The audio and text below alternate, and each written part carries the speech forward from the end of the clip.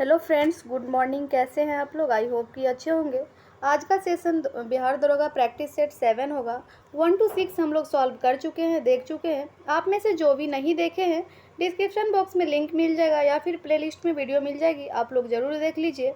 और साथ ही वीडियो को लाइक, शेयर एंड चैनल को सब्सक्राइब फटाफट कर लीजिएगा। चलते हैं आज की पहला क्वेश्चन की ओर।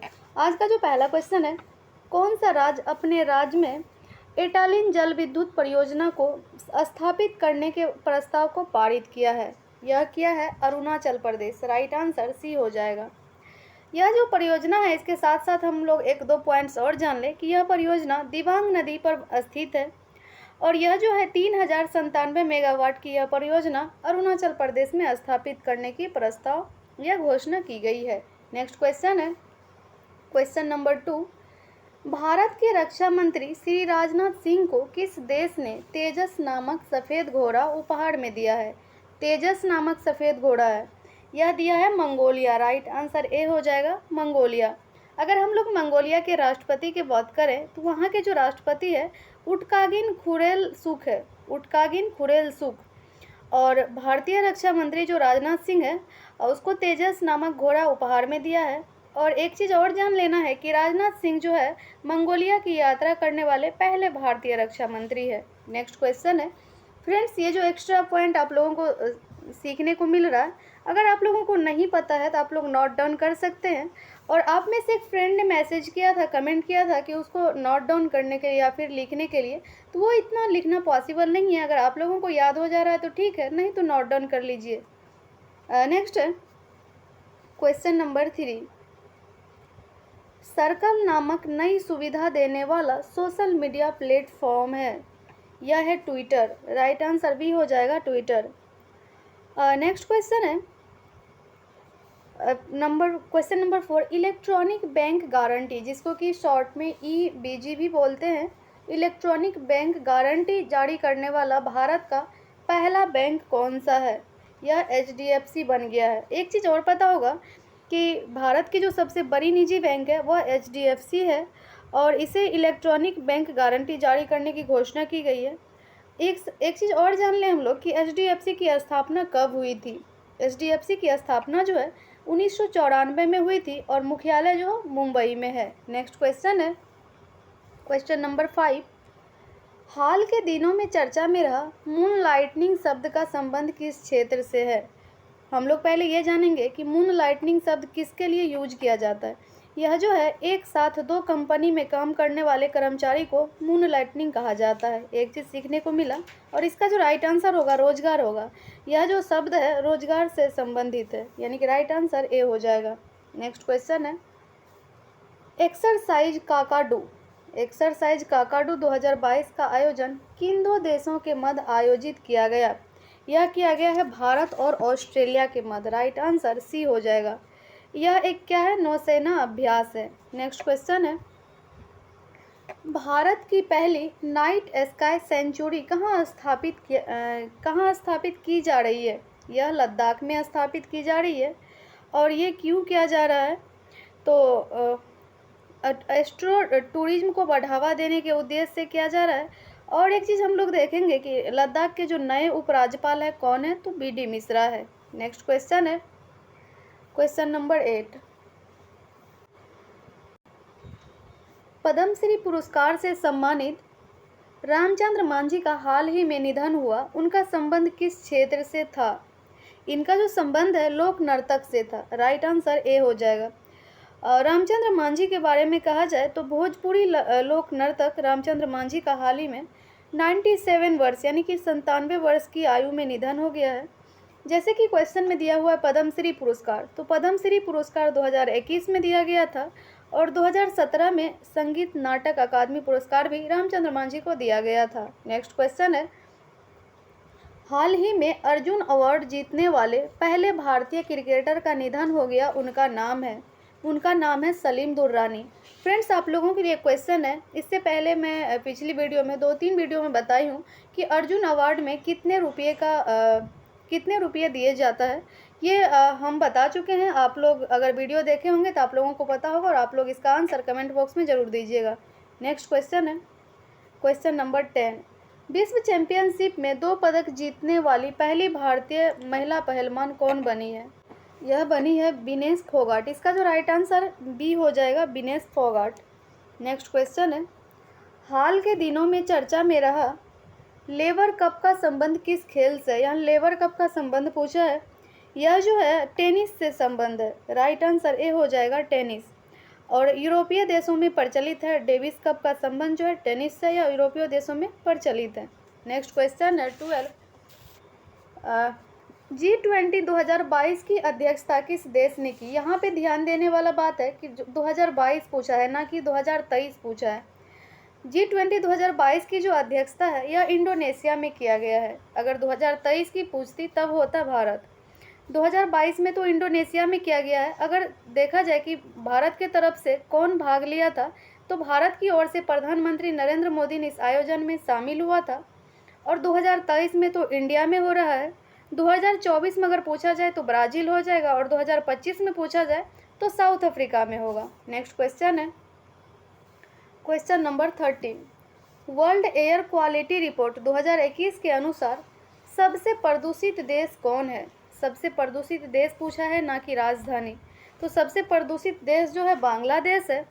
और सबसे प्रदूषित राजधानी पूछा जाए तो जो कि दिल्ली हो जाएगा। नेक्स्ट क्वेश्चन है, बजट 2023-24 के अनुसार भारत श्री की स्थापना की घोषणा की गई। इसका संबंध है, इसका संबंध जो है प्राचीन शिलालेखों के डिजिटलीकरण से है। राइट आंसर ए हो जाएगा। नेक्स्ट क्वेश्चन है क्वेश्चन नंबर 15, बजट 2022-23, बजट 22-23 पूछा है, ना कि 23-24। तो 22-23 में किए गए घोषणा के अनुसार भारत 2030 तक कितना गीगावाट और सौर ऊर्जा का लक्ष्य प्राप्त करेगा? यह जो है 280 गीगावाट का लक्ष्य प्राप्त करेगा। राइट आंसर बी हो जाएगा। साथ ही हम लोग बात कर लेते हैं अक्षय ऊर्जा का। अक्षय ऊर्जा का जो लक्ष्य रखा गया है 500 गीगावाट का, और 2030 तक। नेक्स्ट क्वेश्चन है, कर्नाटक सरकार ने किस तिथि को प्रेरणा दिवस के रूप में मनाने की घोषणा की है? कर्नाटक सरकार ने 17 मार्च को प्रेरणा दिवस के रूप में मनाने की घोषणा की गई है। यह जो है किसके जन्म दिवस पर मना रहा है? तो कर्नाटक सरकार ने दिवंगत अभिनेता पुनीत राजकुमार के जन्म दिवस पर यह घोषणा की गई है मनाने का, 17 मार्च को। नेक्स्ट क्वेश्चन है, भारत वन रिपोर्ट 2021 के अनुसार भारत का वनावरण है, भारत का जो वनावरण है 21.71% है, यानी कि राइट आंसर ए हो जाएगा। अगर भारत का वनावरण किलोमीटर या संख्या में पूछे तो 7,13,789 वर्ग किलोमीटर होगा। नेक्स्ट क्वेश्चन है, 2022 में कितने समुद्री तट को ब्लू फ्लैग लिस्ट में शामिल किया गया है? यह कुल 2 ब्लू फ्लैग लिस्ट को शामिल किया गया है। राइट आंसर ए हो जाएगा, 2। 2022 में जो है 2 भारतीय समुद्री तट को ब्लू फ्लैग लिस्ट में शामिल किया है। अगर देखा जाए भारत में अब तक कुल कितना तटों को शामिल किया गया है, तो भारत में अब तक कुल 12 समुद्री तटों को इस सूची में शामिल किया गया है। नेक्स्ट क्वेश्चन है क्वेश्चन नंबर 19, जैव विविधता के संरक्षण से संबंधित समझौता भारत तथा किन देश के मध्य हुआ? जैव विविधता के संरक्षण से संबंधित पूछा है। यह भारत और नेपाल के मध्य हुआ है। राइट आंसर डी हो जाएगा, भारत और नेपाल के मध्य। नेक्स्ट क्वेश्चन है, भारत के नए महालेखा नियंत्रक जिसको कि CGA बोलते हैं, किसे नियुक्त किया गया है? फ्रेंड्स, हम लोग एक महत्वपूर्ण अनुच्छेद का टॉपिक अलग वीडियो में कवर किए हैं। उसमें हम लोग ये भी चर्चा किए हैं कि CGA जो है किस अनुच्छेद में है।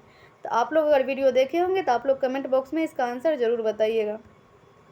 भारत के नए महालेखा नियंत्रक जो है जिसको कि CGA बोलते हैं, यह बना है भारती दास। राइट आंसर ए हो जाएगा, भारती दास। नेक्स्ट क्वेश्चन है, ये भी पूछा जाता है कि ये कौन से नंबर के हैं, तो यानी कि भारत के जो है 27वें महालेखा नियंत्रक के रूप में भारती दास को नियुक्त किया गया है। और भारत के नियंत्रक एवं महालेखा परीक्षक जो कि CGA होता है गिरीश चंद्र मुर्मू है। नेक्स्ट क्वेश्चन है क्वेश्चन नंबर 21 में मुलायम सिंह यादव के संबंध में निम्न में से कौन सा कथन गलत है? कौन सा कथन गलत है पूछा है। इसका जो डी है, इनका जन्म उत्तर प्रदेश के गोरखपुर जिले में हुआ है, ये गलत है। बाकी ये सही है कि वे 3 बार उत्तर प्रदेश के मुख्यमंत्री बने, वे 1 बार देश के रक्षा मंत्री बने और वे 8 बार विधायक बने। और उनका जन्म देखें तो जन्म इटावा के सैफई में हुआ था, ना कि उत्तर प्रदेश के गोरखपुर जिले में। नेक्स्ट क्वेश्चन है क्वेश्चन नंबर 22। हाल ही में पटना हाईकोर्ट के मुख्य न्यायाधीश कौन बने हैं? हम लोग ये भी करंट अफेयर्स, जब दृष्टि के करंट अफेयर्स देख रहे थे तो उस वीडियो में बताए थे कि पटना हाईकोर्ट के मुख्य न्यायाधीश कौन बने हैं। यह जो बना है के विनोद चंद्रन, यानी कि राइट आंसर बी हो जाएगा। नेक्स्ट क्वेश्चन है मैथिली भाषा के लिए साहित्य अकादमी पुरस्कार 2022 से सम्मानित किया गया है। 2022 में जो मैथिली अकादमी साहित्य पुरस्कार मिला है यह अजीत आज़ाद को मिला है। राइट आंसर सी हो जाएगा। नेक्स्ट क्वेश्चन है क्वेश्चन नंबर 24।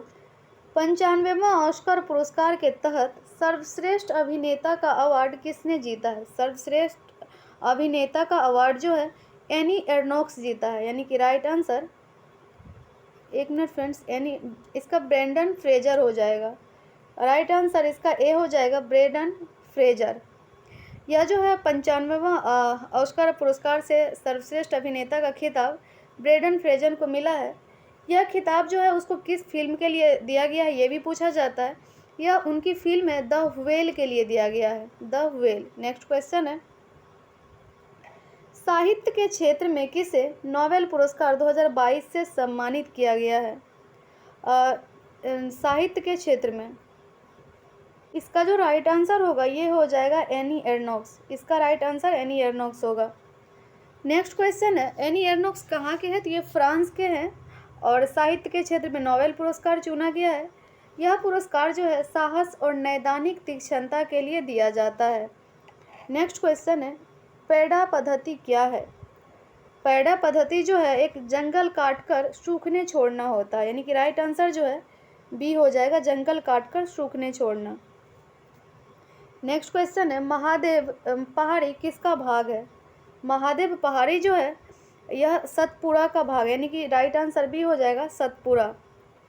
नेक्स्ट क्वेश्चन, यह जो एक प्रसिद्ध पर्यटन स्थल पंचमढ़ी इसी पहाड़ी पर है और प्रसिद्ध पर्यटन स्थल है। नेक्स्ट क्वेश्चन है क्वेश्चन नंबर 28। दक्कन का पठार किस काल में निर्मित हुआ था? दक्कन का पठार जो है क्रीटेशियस काल में निर्मित हुआ था, यानी कि राइट आंसर सी हो जाएगा, क्रीटेशियस काल। और यह भारत का जो है सबसे बृहद पठार है। नेक्स्ट क्वेश्चन है क्वेश्चन नंबर 29। बिहार के कितने जिलों से होकर गंगा नदी प्रवाहित होती है? जब हम लोग बिहार स्पेशल सॉल्व कर रहे थे तो उसमें हम लोग ये देखे थे कि बिहार के कितने जिलों से होकर गंगा नदी प्रवाहित होती है और बिहार में कितना किलोमीटर है ये भी देखे थे। यह जो होगा 12 हो जाएगा इसका आंसर, ऑप्शन सी। और बिहार के कुल 12 जिलों से होकर गंगा नदी बहती है और इसका जो पटना में जो बहती है, पटना जिला में गंगा नदी की लंबाई सबसे अधिक है और समस्तीपुर में सबसे कम है। कभी कभी सबसे कम और सबसे अधिक वाला और जिस क्वेश्चन में सबसे प्रथम लग जाए ये सारा क्वेश्चन महत्वपूर्ण हो जाता है, तो ये सब चीज़ पे ध्यान ज़्यादा देना होता है। नेक्स्ट क्वेश्चन है भारत में एग्रो इकोलॉजिकल जोन्स की संख्या कितनी है? भारत में जो एग्रो इकोलॉजिकल जोन्स की संख्या ये 21 है, यानी कि राइट आंसर सी हो जाएगा। नेक्स्ट क्वेश्चन है क्वेश्चन नंबर 31 है प्रादेशिक विभाजन के दृष्टिकोण से नेपाल हिमालय की कुल लंबाई है। नेपाल हिमालय की कुल लंबाई जो है इसका जो राइट आंसर होगा 800 किलोमीटर होगा, यानी कि ऑप्शन बी हो जाएगा। नेपाल हिमालय का विस्तार जो है काली एवं तीस्ता नदियों के बीच है और इसकी कुल लंबाई 800 किलोमीटर है। नेक्स्ट क्वेश्चन है निम्न में से कौन सी झील राजस्थान में नहीं है? राजस्थान में नहीं है पूछा है। राजस्थान में जो नहीं है वो मानस झील नहीं है। फ्रेंड्स एक चीज़ हम लोग और देख लेंगे इस क्वेश्चन में, 800 किलोमीटर और जो दिया हुआ है, अगर हम लोग पंजाब हिमालय का देख लेते हैं तो 560 किलोमीटर है, कुमाऊं हिमालय का देख लेंगे तो 320 किलोमीटर और असम हिमालय का 720 किलोमीटर हो जाएगा। नेक्स्ट क्वेश्चन है 32 जो हम लोग कर रहे थे, निम्नलिखित में से कौन सी झील राजस्थान में नहीं है? ये मानस झील नहीं है और पिछोला झील है, डिंडवाना झील है, फतेह सागर झील, ये सब राजस्थान में है। और मानस झील की बात करें तो ये जम्मू कश्मीर में है, और ऑप्शन में जो भी अन्य है सब राजस्थान में है। और जम्मू कश्मीर का और भी देख ले हम, मानस झील के अलावा तो बेरीनाग, शेषनाग, बुल और ये सब जो है जम्मू कश्मीर में स्थित है। नेक्स्ट क्वेश्चन है, राष्ट्रीय जल संसाधन परिषद, राष्ट्रीय जल संसाधन परिषद का गठन किस वर्ष किया गया था? यह 1983 में किया गया, यानी कि राइट आंसर डी हो जाएगा 1983। और इस परिषद के अगर अध्यक्ष देखें तो प्रधानमंत्री होता है, और इस परिषद का मुख्य उद्देश्य क्या होता है? तो राज्यों से संबंधित जल विवादों को सुलझाना होता है। नेक्स्ट क्वेश्चन है 34 में दिया हुआ है, आर्य सभ्यता में मनुष्य के जीवन के आयु के आरोही क्रमानुसार निम्नलिखित चरणों में से कौन सा विकल्प सही है? आर्य सभ्यता के मनुष्य के जीवन के बारे में पूछा है, तो उसमें होता है पहले ब्रह्मचर्य, गृहस्थ, वानप्रस्थ, संन्यास। इसका जो राइट आंसर होगा ए हो जाएगा। और हिंदू धर्म में जो है मानव जीवन को 4 अवस्थाओं में विभाजित कर आश्रम व्यवस्था का प्रावधान किया गया है। पहला चरण में ब्रह्मचर्य, दूसरा में गृहस्थ, तीसरा में वानप्रस्थ और चौथा में संन्यास। अगर जावलोपनिषद में देखें, जावलोपनिषद में सर्वप्रथम चारों आश्रमों का उल्लेख किया है। कभी कभी ये भी पूछता है कि ये चारों जो आश्रम है इसका उल्लेख किस में किया गया है? तो ऑप्शन में अगर आपको जावलोपनिषद रहेगा तो ये राइट आंसर हो जाएगा। नेक्स्ट क्वेश्चन है, गुप्त वंश के किस शासक को लिच्छवी दोहित्र कहते हैं? गुप्त वंश के किस शासक को लिच्छवी दोहित्र कहते हैं? यह समुद्रगुप्त को कहते हैं। राइट आंसर सी हो जाएगा। समुद्रगुप्त की माता का नाम कुमार देवी था, और समुद्रगुप्त के प्रयाग अभिलेख में लिच्छवी दोहित्र, यानी कि लिच्छवी दोहित्र का मतलब होता है लिच्छवी कन्या से उत्पन्न, बताया गया है, और यह जो है समुद्रगुप्त के प्रयाग अभिलेख में पता चलता है। नेक्स्ट है, महाबलीपुरम, महाबलीपुरम के सप्त पैगोडा किसके द्वारा संरक्षित कला के साक्षी है? यह पल्लवों के। राइट आंसर डी हो जाएगा, पल्लवों। नेक्स्ट क्वेश्चन है, दिल्ली के सुल्तान का पद, दिल्ली के सुल्तान का पद संभालने से पहले बलबन किस सुल्तान का प्रधानमंत्री था? यह नासिर उद्दीन का था। राइट आंसर डी हो जाएगा, नासिर उद्दीन। नासिर उद्दीन की मृत्यु 1266 ईस्वी में बलबन ने स्वयं को सुल्तान घोषित किया था, और 1266 ईस्वी में नासिर उद्दीन की मृत्यु के बाद हुआ था। नेक्स्ट क्वेश्चन है, क्वेश्चन नंबर 38 में है, कूट में आंसर दिया गया है। अब पूछ रहा है कि इसमें कौन सही सुमेलित है? सही सुमेलित देखें तो शेख निजामुद्दीन औलिया चिश्ती संप्रदाय के थे, बहाउद्दीन जकारिया सुहरावर्दी संप्रदाय के थे, और मियाँ मीर कादरी सिलसिला के थे, और अहमद सरहिंद नक्शबंदी संप्रदाय के थे। यानी कि इसका जो राइट आंसर होगा यह डी हो जाएगा। नेक्स्ट क्वेश्चन है, दिल्ली में हुमायूं का मकबरा किसने बनवाया था? दिल्ली में हुमायूं का मकबरा जो है हाजी बेगम बनवाया था। राइट आंसर बी हो जाएगा। और हुमायूं का जो मकबरा, हुमायूं की प्रिय पत्नी थी हाजी बेगम, उसी ने बनवाई थी। और इसका वास्तुकार का नाम देखें तो मिर्जा गियास थे, और मकबरे के चारों ओर बगीचे का निर्माण इस मकबरे की विशेषता थी। नेक्स्ट क्वेश्चन है, निम्नलिखित में से कौन सा एक फतेहपुर सीकरी में स्थित नहीं है? फतेहपुर सीकरी में स्थित नहीं है पूछा है। हम लोग इसका आंसर देखेंगे, मोती मस्जिद जो है यह फतेहपुर सीकरी में स्थित नहीं है, यह जो है दिल्ली और आगरा के किले में अवस्थित है। नेक्स्ट क्वेश्चन है, गुरु गोविंद सिंह द्वारा खालसा पंथ की स्थापना किस वर्ष में किया गया था? यह किया गया था 1699 ईस्वी, यानी कि राइट आंसर सी हो जाएगा। और गुरु गोविंद सिंह द्वारा आरंभ किया गया पाहुल प्रणाली में दीक्षित होने वाले व्यक्ति को खालसा कहा गया था। गुरु पद समाप्त कर दिया गया, और गुरु ग्रंथ साहिब को अब जो है वर्तमान में गुरु पद समाप्त करके गुरु ग्रंथ साहिब को ही प्रमुख रूप से गुरु का स्थान प्रदान किया गया। वर्तमान का बात है। नेक्स्ट क्वेश्चन है, नादिर शाह के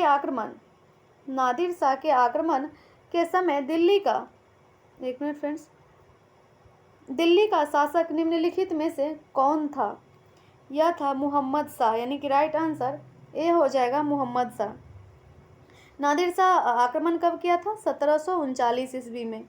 इस दौरान दिल्ली का जो शासक था वो मोहम्मद शाह था, और नादिर शाह ने 1739 ईस्वी में करनाल के युद्ध में मोहम्मद शाह को पराजित करके और दिल्ली के शाही खजाना, मोती, हीरे, जवाहरत और मयूर सिंहासन पर अधिकार कर लिया था। नेक्स्ट क्वेश्चन है बुनियादी शिक्षा।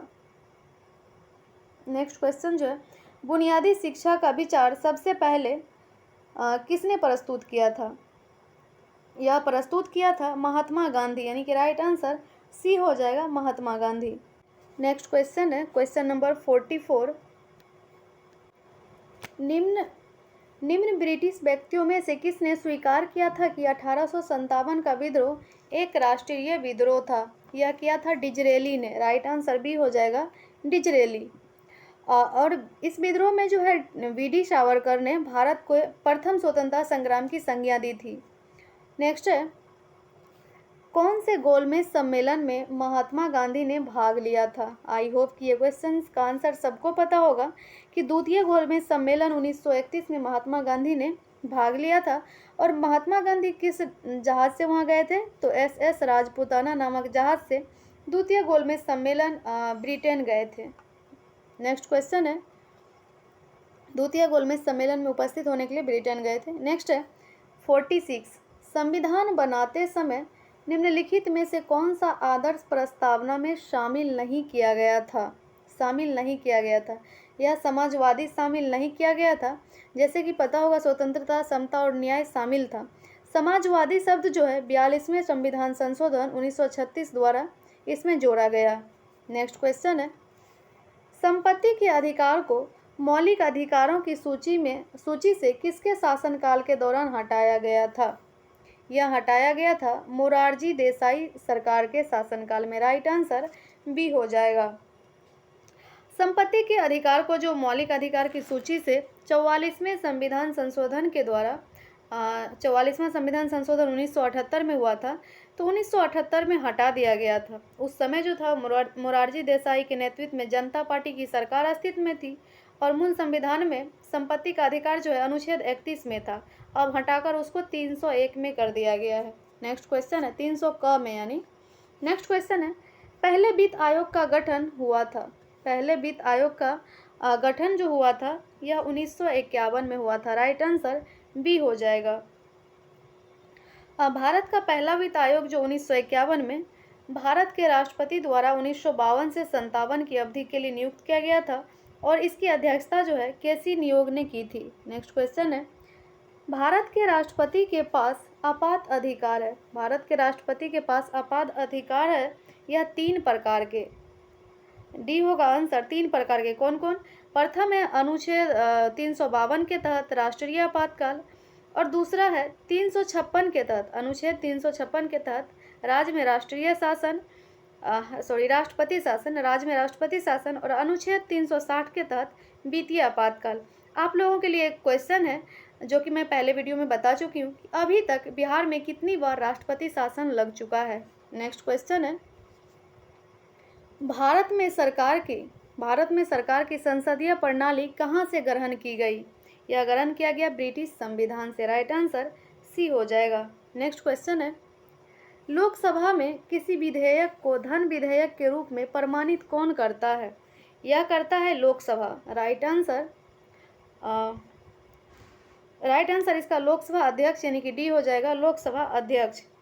अगर अनुच्छेद हम लोग देखें तो संविधान के अनुच्छेद 110 क्लॉज 3 एवं 110 क्लॉज 4 के तहत लोकसभा में किसी विधेयक को धन विधेयक के रूप में प्रमाणित करने का जो अधिकार है यह लोकसभा अध्यक्ष को प्राप्त है।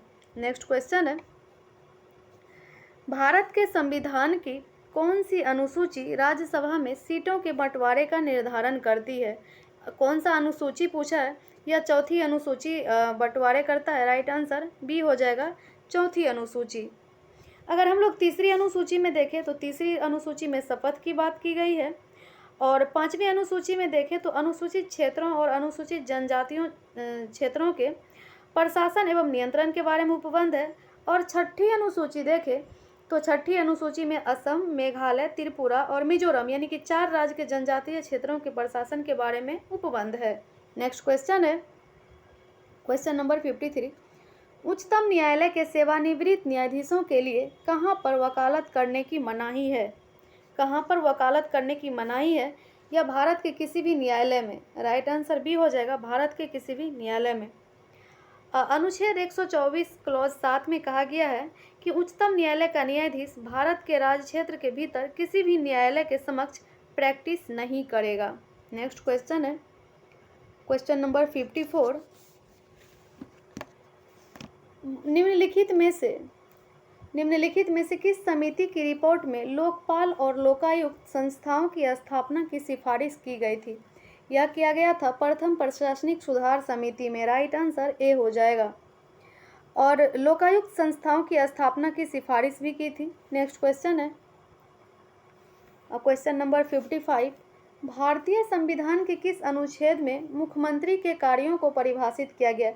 फ्रेंड्स, आप लोगों को पता चल चुका होगा कि प्रैक्टिस सेट में जो पूछा जाता है या फिर दरोगा में भी अनुच्छेद से पूछा जाता है, इसलिए हम अलग से एक वीडियो में सारा महत्वपूर्ण अनुच्छेद करवाए हैं। आप में से जो भी नहीं देखे हैं आप लोग प्लीज़ देख लीजिए, बहुत ही फ़ायदा होगा। एक वीडियो देखिएगा, उससे आपको बहुत ही फ़ायदा होगा। नेक्स्ट है तो इसका जो आंसर हो जाएगा सी हो जाएगा, अनुच्छेद 167। नेक्स्ट क्वेश्चन पे जाएंगे हम लोग। नेक्स्ट है मोहिनी अट्टम नृत्य का विकास। मोहिनी अट्टम नृत्य का विकास निम्नलिखित में से मूलतः किस राज्य में हुआ है? यह हुआ है केरल में। राइट आंसर सी हो जाएगा, केरल। यह जो है नृत्य प्राचीन देवदासी प्रथा का विकसित रूप है। एक एकल नृत्य है जो महिलाओं द्वारा यह किया जाता है, मोहिनी अट्टम। नेक्स्ट क्वेश्चन है पोत निर्माण यार्ड मंझगांव डाक शिपयार्ड कहाँ स्थित है? यह स्थित है महाराष्ट्र में। राइट आंसर सी हो जाएगा, महाराष्ट्र। भारत में अग्रणी जहाज या पोत निर्माण यार्ड है जो कि Mazagon dock ship builders limited Mumbai Maharashtra में स्थित है। नेक्स्ट क्वेश्चन है क्वेश्चन नंबर 58। केंद्रीय खाद्य प्रौद्योगिकी और अनुसंधान संस्थान कहाँ पर स्थित है? यह स्थित है मैसूर में, यानी कि राइट आंसर सी हो जाएगा, मैसूर। नेक्स्ट क्वेश्चन है केंद्रीय मृदा संरक्षण बोर्ड का गठन कब किया गया था? यह किया गया था 1953 में, यानी राइट आंसर ए हो जाएगा। नेक्स्ट क्वेश्चन है निम्न में से किस देश के संसद का नाम राष्ट्रीय पंचायत है? नेपाल का जो है संसद का नाम राष्ट्रीय पंचायत है। राइट आंसर ए हो जाएगा, नेपाल। अगर हम लोग भूटान की बात करें तो भूटान में संसद का नाम तसोंगडू है। और मलेशिया में जो है दीवान निगारा है, मलेशिया में दीवान नगेरा। और मालदीव में संसद का नाम मजलिस है, मालदीव में मजलिस है। नेक्स्ट क्वेश्चन है कार्टाजेना प्रोटोकॉल का संबंध है। कार्टाजेना प्रोटोकॉल का संबंध जैव सुरक्षा समझौता से है। राइट आंसर ए हो जाएगा।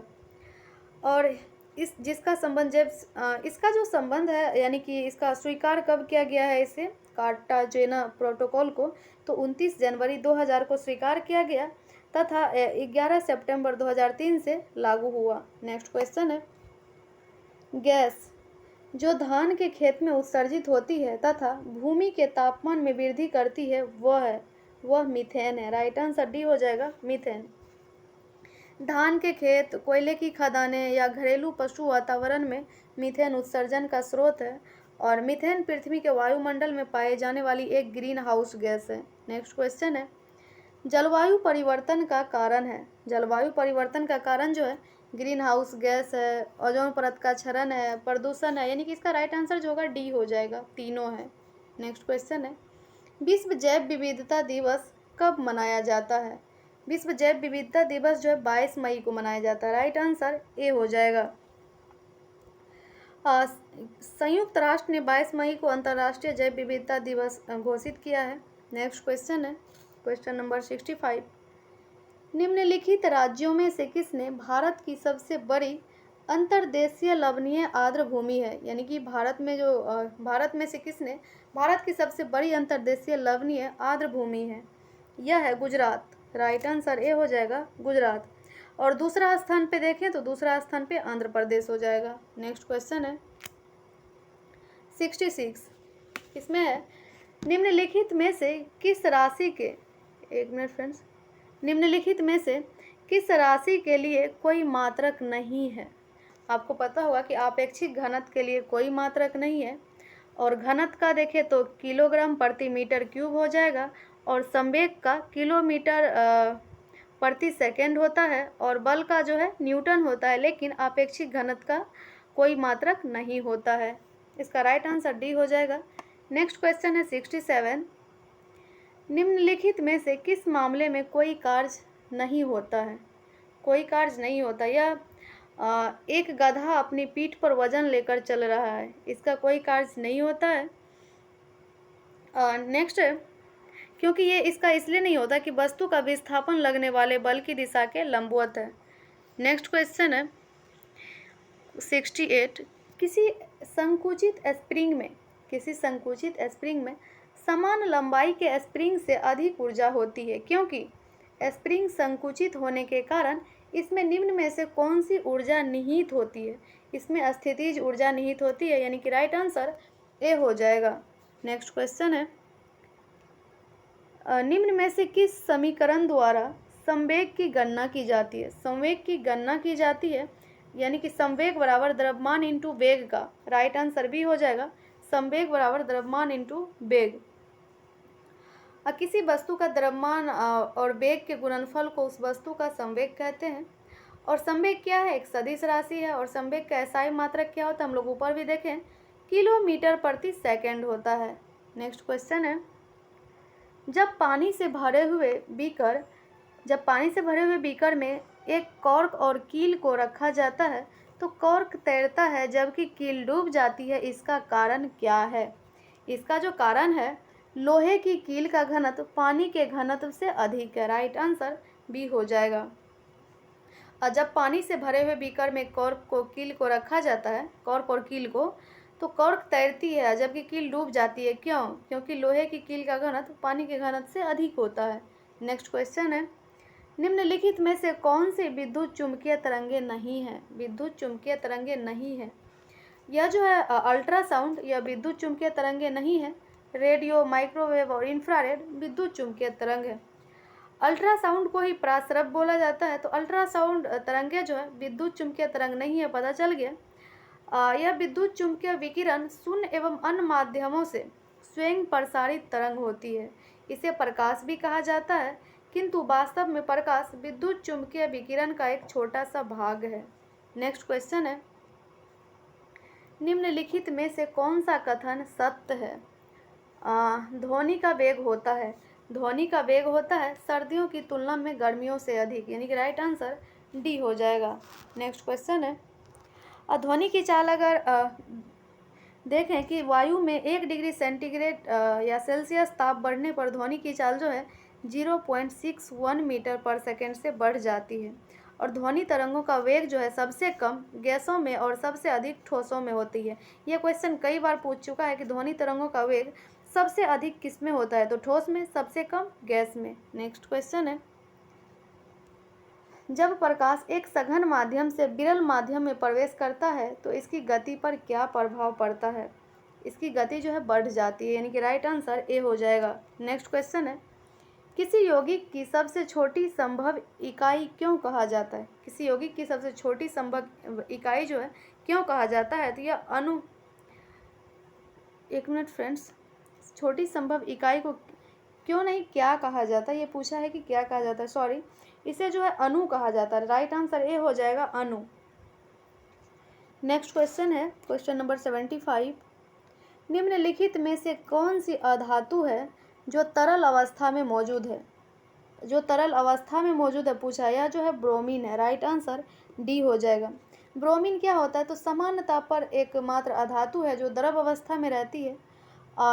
यह जो है एक हेलोजन श्रेणी का तत्व है जिसका परमाणु क्रमांक 35 होता है। नेक्स्ट क्वेश्चन है क्वेश्चन नंबर 76।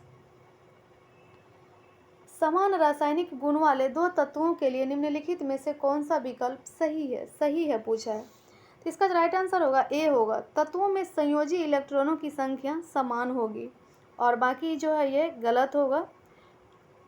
नेक्स्ट क्वेश्चन है 77। परमाणु हथियार में उपयोग किए जाने वाले सबसे समान समस्थानिक है। सबसे समान समस्थानिक जो है यूरेनियम और प्लूटोनियम है। राइट आंसर ए हो जाएगा। नेक्स्ट क्वेश्चन है परमाणु की ऑक्सीकरण स्थिति क्या प्रदर्शित करती है? यह प्रदर्शित करती है यौगिक का वास्तविक आवेश। यौगिक का वास्तविक आवेश। 79 है, आधुनिक आवर्त सारणी में समूह 18 के मूल तत्वों अपनी वाह्यतम कक्षा में 8 इलेक्ट्रॉन होने वाले को छोड़कर अन्य सभी को क्या कहा जाता है? अन्य सभी को निष्क्रिय गैस कहा जाता है। राइट आंसर सी हो जाएगा, निष्क्रिय गैस। निष्क्रिय गैस या नोवेल गैस ऐसे रासायनिक तत्व जो साधारण परिस्थितियों में बिना किसी रंग, गंध या स्वाद के गैसीय रूप में रहते हैं। और ये जो है आवर्त सारणी में शून्य वर्ग या 18वें समूह के मूल तत्व हैं, जैसे में helium, neon, argon, krypton, xenon, radon. ये सभी तत्व रासायनिक रूप से निष्क्रिय है। अगर अक्रिय गैस देखें तो रेडॉन को छोड़कर अन्य सभी अक्रिय गैस वायुमंडल में पाई जाती है। नेक्स्ट क्वेश्चन है, निम्नलिखित में से किस हैलोजन का क्वथनांक उच्चतम होता है? आयोडीन का जो है क्वथनांक उच्चतम होता है। राइट आंसर बी हो जाएगा। नेक्स्ट क्वेश्चन है, हीरे के कार्बन परमाणु के बाहरी कोश में मुक्त इलेक्ट्रॉनों की संख्या कितनी होती है? यह शून्य होता है। राइट आंसर ए हो जाएगा, शून्य। हीरा क्या है? कार्बन का एक अपरूप है जो प्राकृतिक में सबसे कठोर पदार्थ है।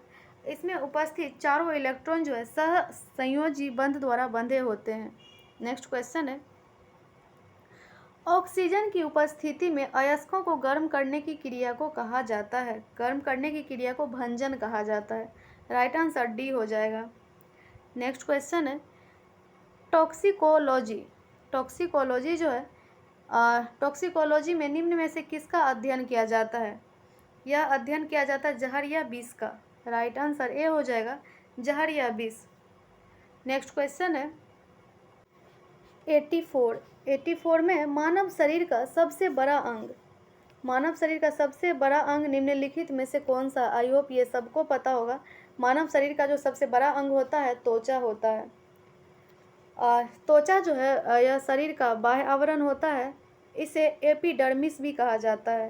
त्वचा उपकला ऊतकों की कई परतों द्वारा निर्मित होती है और मानव शरीर की सबसे बड़ी ग्रंथि यकृत होता है और सबसे बड़ा अंग जो है त्वचा होता है। नेक्स्ट क्वेश्चन है, निम्नलिखित में से कौन सा ऊतक जड़ों से खाद्य पदार्थों का परिसंचरण करता है? जड़ों से खाद्य पदार्थ का परिसंचरण जो है जाइलम करता है, यानी कि राइट आंसर बी हो जाएगा, जाइलम। जाइलम क्या है? तो जटिल ऊतक एक से अधिक प्रकार की कोशिकाओं से मिलकर बनते हैं और सभी कोशिकाएं मिलकर कोई समान कार्य करती है, जैसे जाइलम और फ्लोएम। जाइलम जो है जल और उसमें घुले लवणों का संवहन करता है और फ्लोएम जो है पत्तियों द्वारा निर्मित भोज्य पदार्थों का संवहन करता है। नेक्स्ट क्वेश्चन है, निम्नलिखित में से कौन सा समरूप अंग है? समरूप अंग है यह जो है लॉबस्टर की पूंछ और व्हेल का फाल। राइट आंसर डी हो जाएगा। नेक्स्ट क्वेश्चन है 87, निम्नलिखित में से कौन सा जीव मुकुलन द्वारा प्रजनन नहीं करता है? मुकुलन द्वारा, एनिलिडा जो है मुकुलन द्वारा प्रजनन नहीं करता है। एनिलिडा संघ के सदस्य जो है यह मुकुलन द्वारा प्रजनन नहीं करता है और मूंगा, हाइड्रा, स्पंज ये सब जो है मुकुलन द्वारा प्रजनन करता है, जो कि ऑप्शन में दिया हुआ है। नेक्स्ट क्वेश्चन है, छोटी आंत की आंतरिक सतह पर हजारों अंगुलीनुमा छोटी आंत की आंतरिक सतह पर हजारों अंगुलीनुमा आकृतियां निकली हुई होती है। उन्हें क्या कहा जाता है? और उन्हें रसांकुर कहा जाता है। राइट आंसर सी हो जाएगा, रसांकुर। नेक्स्ट क्वेश्चन है, मस्तिष्क का कौन सा हिस्सा सांस लेने को नियंत्रित करता है? सांस लेने को जो नियंत्रित करता है यह मेडुला होता है, यानी कि राइट आंसर डी हो जाएगा, मेडुला। मेडुला जो है मस्तिष्क स्तंभ का सबसे निचला भाग होता है। ऊपर की ओर पोन्स तथा नीचे की ओर जो है मेरुरज्जु के बीच, जिसको कि स्पाइनल कोड कहते हैं, बीच स्थित होता है। मेडुला में हृदय स्पंदन की दर और प्रबलता, रुधिर वाहिनियों का व्यास, सांस लेने की दर, भोजन निगलना, खांसना, छींकना, हिचकी, जीभ की गति, ये सभी समन्वय केंद्र होते हैं जो कि मानव की इन क्रियाओं का नियमन करते हैं। नेक्स्ट क्वेश्चन है क्वेश्चन नंबर 90, गर्भाशय किसके माध्यम से योनि में खुलता है? गर्भाशय जो है गर्भाशय ग्रीवा द्वारा योनि में खुलता है, यानी कि राइट आंसर डी हो जाएगा। महिलाओं में जो गर्भाशय होता है वह नाशपाती के आकार की रचना है जो उदर गुहा के निचले श्रेणी भाग में स्थित होती है और गर्भाशय के निचले संकरे भाग को जो है ग्रीवा कहते हैं और योनि में खुलता है। गर्भाशय जो है प्रत्येक महीने रजोधर्म या मासिक धर्म, जिसको कि हम लोग मेंसुरेशन साइकिल बोलते हैं, के द्वारा बढ़ते और भ्रमण के धारण और पोषण के लिए अपने आप को तैयार करता है। नेक्स्ट क्वेश्चन है, निम्नलिखित में से कौन सा पौधा थेलोफाइटा के अंतर्गत नहीं है? थेलोफाइटा के अंतर्गत नहीं है। फ्यूनेरिया जो है यह थेलोफाइटा के अंतर्गत नहीं है, और कारा, उल्वा और यूलोथ्रिक्स जो है यह थेलोफाइटा के अंतर्गत है। नेक्स्ट क्वेश्चन है 92, निम्नलिखित में से कौन सा क्षेत्रक प्राथमिक क्षेत्र के अंतर्गत नहीं आता है? प्राथमिक क्षेत्र के अंतर्गत नहीं आता। इकोनॉमिक्स में पढ़े होंगे, फर्स्ट सेक्टर होता है, सेकेंड सेक्टर होता है, थर्ड होता है। तो ये पूछा है प्राथमिक क्षेत्र में। प्राथमिक क्षेत्र में विनिर्माण नहीं आता है, कृषि आता है, वानिकी आता है और खनन और उत्खनन।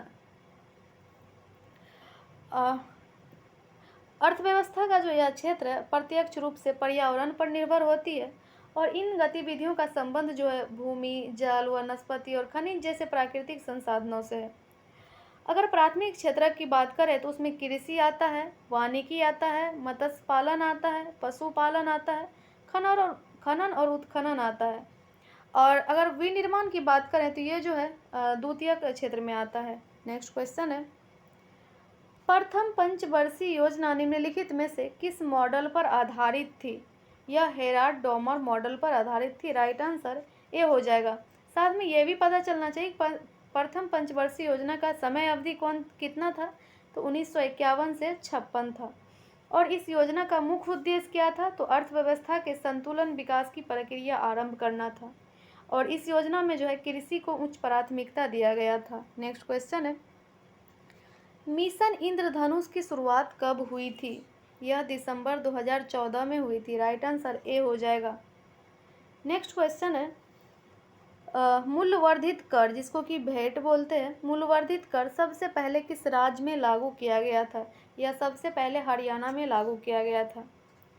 फ्रेंड्स 96 से और 100 तक यानी कि टोटल 4 जो है मैथ दिया हुआ है, आप लोग सॉल्व कर लीजिए। अगर प्रैक्टिस कर लीजिए। अगर आप लोग को ऐसा लगता है कि सॉल्व नहीं हो पाएगा तो फिर कमेंट कीजिएगा, मैं इसका एक्सप्लेनेशन नेक्स्ट वीडियो में लाऊंगी, यानी कि इसका सॉल्यूशन। ये वीडियो आपको कैसी लगी आप लोग कमेंट बॉक्स में ज़रूर बताइएगा, और वीडियो को लाइक, शेयर एंड सब्सक्राइब भी ज़रूर कर लीजिएगा। और जो भी 1 से 6 तक वीडियो नहीं देखे हैं प्रैक्टिस सेट जो सॉल्व किए हम लोग, वो भी आप लोग ज़रूर देख लीजिए। और करेंट अफेयर्स डेली प्रैक्टिस कीजिए, हिस्ट्री, ज्योग्राफी डेली प्रैक्टिस कीजिए, और उसके लिए मैं डेली वीडियो अपलोड करती हूँ, आप लोग ज़रूर देखिए और अपना सपोर्ट ज़रूर कीजिए। मिलते हैं आपसे नेक्स्ट वीडियो में, तब तक के लिए जय हिंद, जय भारत।